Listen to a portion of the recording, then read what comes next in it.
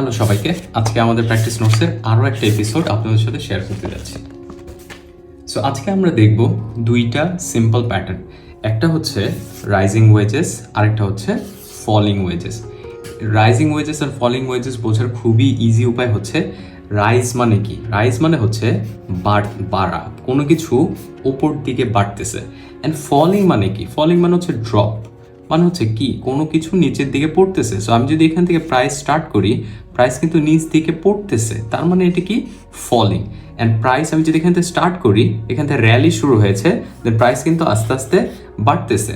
এটা কিন্তু higher high higher low create করতে যাচ্ছে, এটা কিন্তু lower high and lower low create করতেছে। সো যখন এই সেট আপটা আপনি দেখবেন অ্যান্ড প্রাইস স্কুইজ করতে থাকবে, এইটা কিন্তু আস্তে আস্তে স্কুইজ করতেছিল, এখানে কিন্তু আমার এক্সপ্যান্ড ছিল, এই এরিয়াটা আপনি দেখবেন যে এক্সপ্যান্ডেড, এখানে এক্সপ্যান্ডেড ছিল, বাট এখানে কি হয়েছে ন্যারো ডাউন হয়েছে।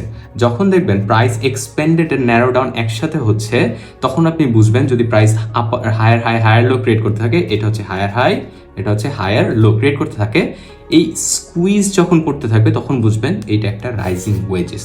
এটার সেট আপটা কি? এটার সেট আপটা একটু কনফিউজিং, বাট আমি সবসময় চেষ্টা করব বা আমি আপনাদের বোঝানোর চেষ্টা করছি, সেটা হচ্ছে যতটাই স্কুইজ পসিবল, প্রাইস যদি এখানেও আসে বা এখানেও আসে, এটা কিন্তু আরেকটু স্কুইজ হলো, আপনি চেষ্টা করবেন এখানে ট্রেডটা নেওয়ার।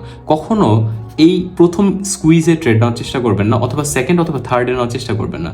আপনি তিনটা সেট আপ যেতে দেবেন, অ্যান্ড আপনি এটা জানেন যে দুইটা টাচ হলে একটা সাপোর্ট এরিয়া, অ্যান্ড এটা যেহেতু থার্ড টাচ, এটা হচ্ছে আরও স্ট্রং এরিয়া। সো আমরা এই এরিয়ায় আমরা ট্রেড নেওয়ার চেষ্টা করবো। যখন ব্রেকআপ স্ট্রাকচার আসবো, আমাদের এন্ট্রি প্রাইস হবে এখানে, স্টপ লস হবে এটার উপরে, দেন অ্যাটলিস্ট এটার লো, আমাদের স্টার্টিংয়ের যে কনসলিডেশন ছিল এই কনসলিডেশনের লো আমাদের TP1 হবে। দেন যদি আমাদের ভলিউম বেটার থাকে, দেন আমরা TP2 এখানে নিতে পারি। অ্যান্ড যদি আমি ফলিং ওয়েজেসের ক্ষেত্রে চেষ্টা করি বোঝার, তাহলে যেটা হবে ফলিং ওয়েজেস হয় হচ্ছে বুলিশ। কিভাবে বুলিশ?